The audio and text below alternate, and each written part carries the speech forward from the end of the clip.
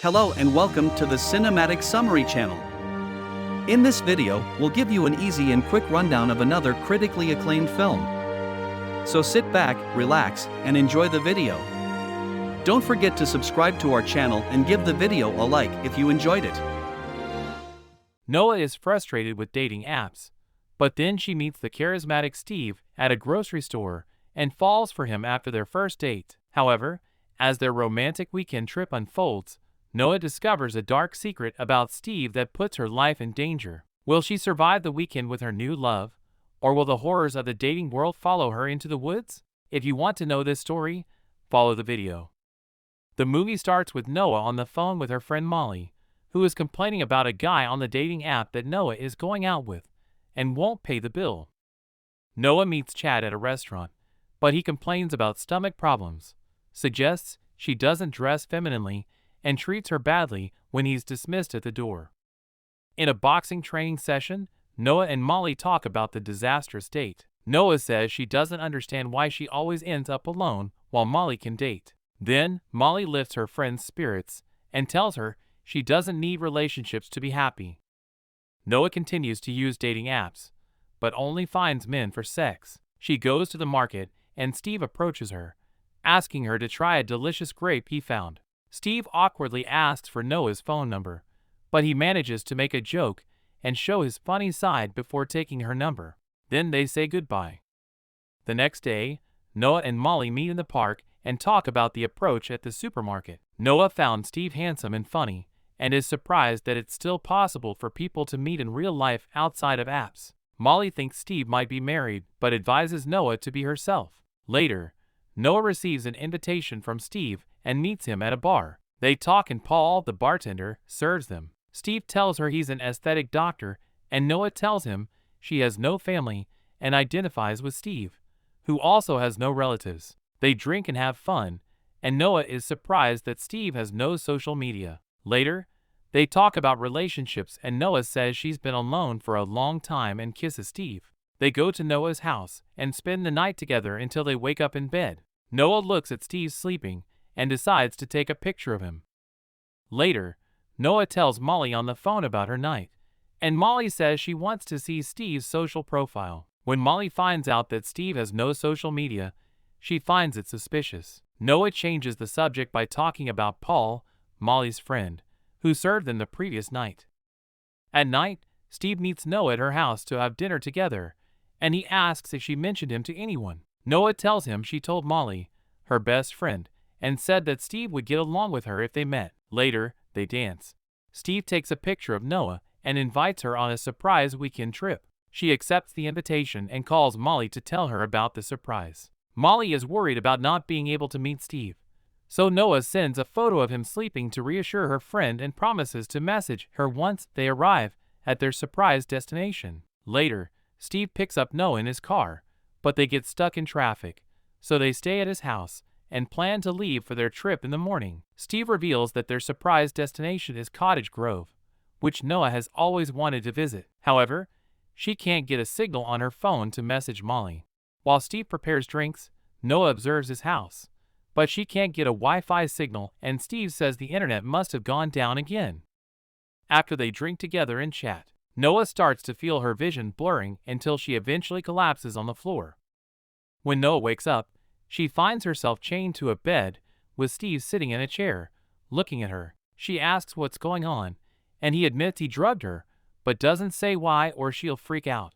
Noah starts crying, begging Steve to release her, and asking if he plans to rape her. Steve denies this and tells Noah that he likes her. He reveals his plan to sell her body parts, including her flesh and hair, to people who pay a lot of money for it. Steve intends to keep her alive for as long as possible to ensure her flesh is fresh. He assures Noah that he will take care of her and cook for her.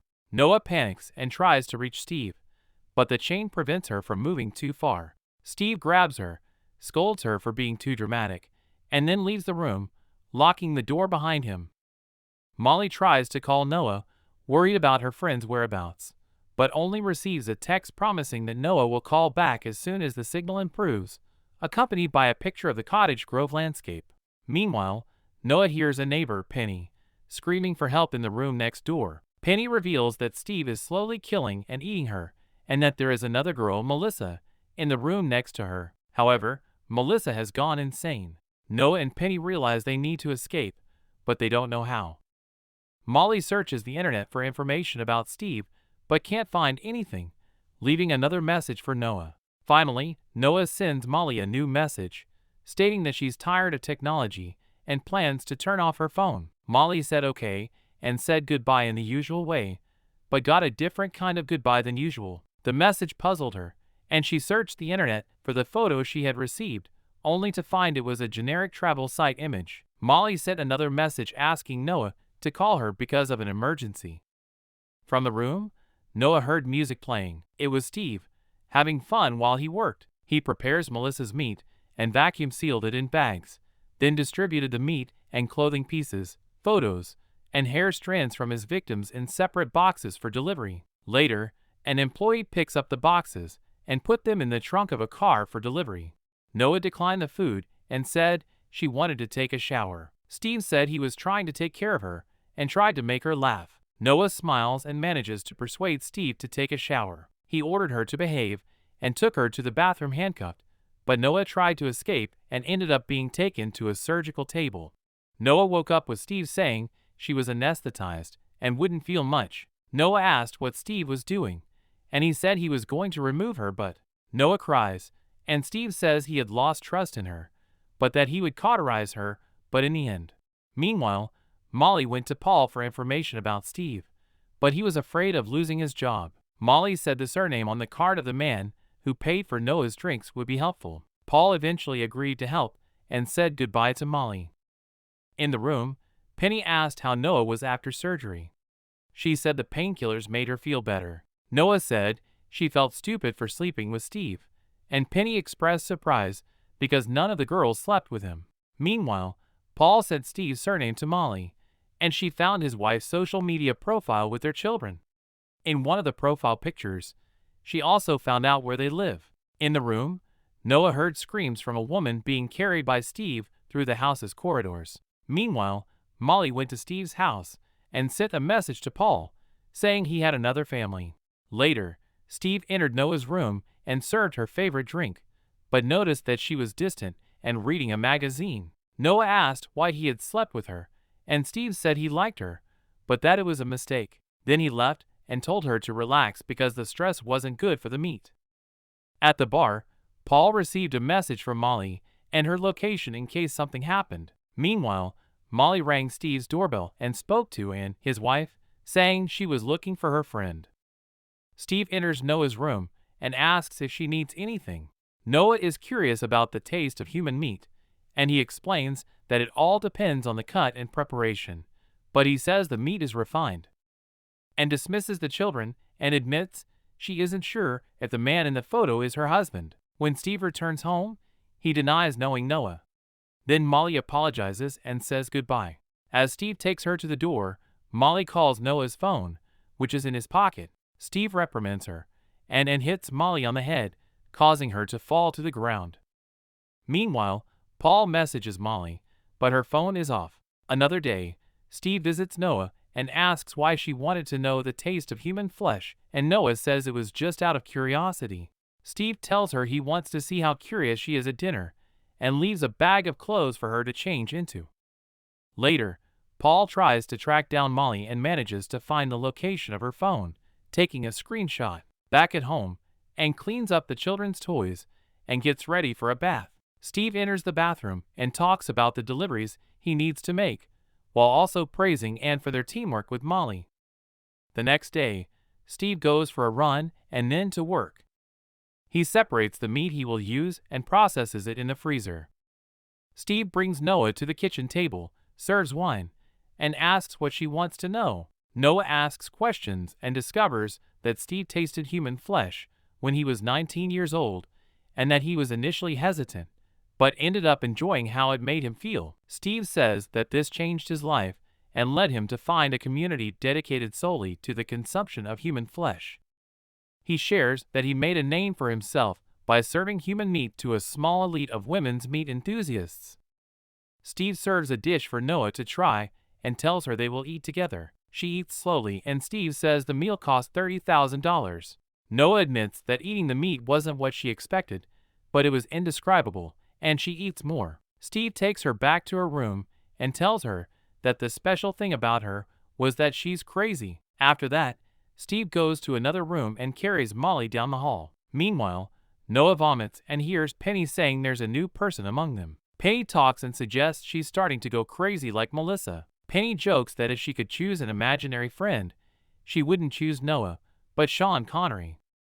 The next day, Steve gifts Noah a dress and invites her to dinner that night. Noah accepts and thanks him for the dress, receiving a makeup kit as well. Later, they get ready and Steve picks up Noah from her room. He takes her to the dining table and removes her handcuffs. Steve serves wine and liver pate, which Noah approves of. She asks whose meat it is, and Steve tells her it's Melissa's. Noah makes jokes about women's names and gets laughs from Steve.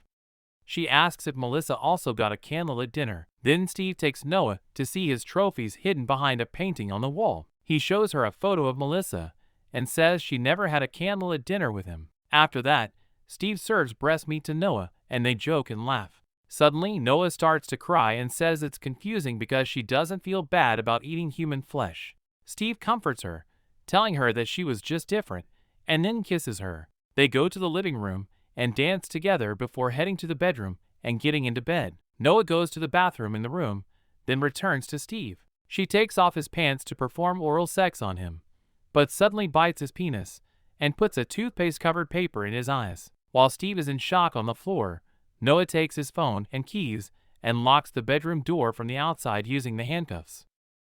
Noah rushes to rescue Molly from one of the rooms and frees her from the handcuffs, then goes to Penny's room and releases her too. After, Steve manages to break down the door and escape. He goes to the kitchen and hears the pantry elevator sound. When Steve reaches the kitchen elevator, Penny kicks him and Molly tries to surprise attack him with Noah. The three girls fight against Steve using kitchen objects until Molly hits him in the head and he falls to the ground. Paul follows the location indicated by Molly's GPS print and arrives at the house, while the three manage to escape through the back. Steve comes out armed from the back of the house and threatens the girls with a shot. Paul is startled by the gunshot and drives away, and also arrives at the scene by car with an employee and, seeing the blood in the house, they search for Steve and hear the shots. Molly jumps on Steve by surprise, and Penny and Noah start beating him on the ground. Noah takes the gun and asks Steve to smile. When he smiles, she shoots him in the face. After that, the three girls gather in a lit area to call the police, but they can't get a signal. Noah decides to go back to get the phone that fell to the ground during the fight, and is there with the employee. She sees her dead husband and asks the employee to clean up and put the body on the ice. Noah finds and crying and saying she got him, and they are free from Steve. Button jumps on Noah and begins to strangle her. Molly manages to see the fight from afar. Noah takes the key and puts it in Anne's neck, then Molly hits her with a shovel on the head until she dies. The two sit down, and Noah asks who that was. Molly says Steve was married. And at the end, Molly's phone receives a message from Paul asking if she's awake. So, did you like the video? We'd love to hear your thoughts and opinions on the movie, so please leave a comment below. Also watch other of our summaries of the best movies in cinema. Thanks for watching, and we'll see you in our next video.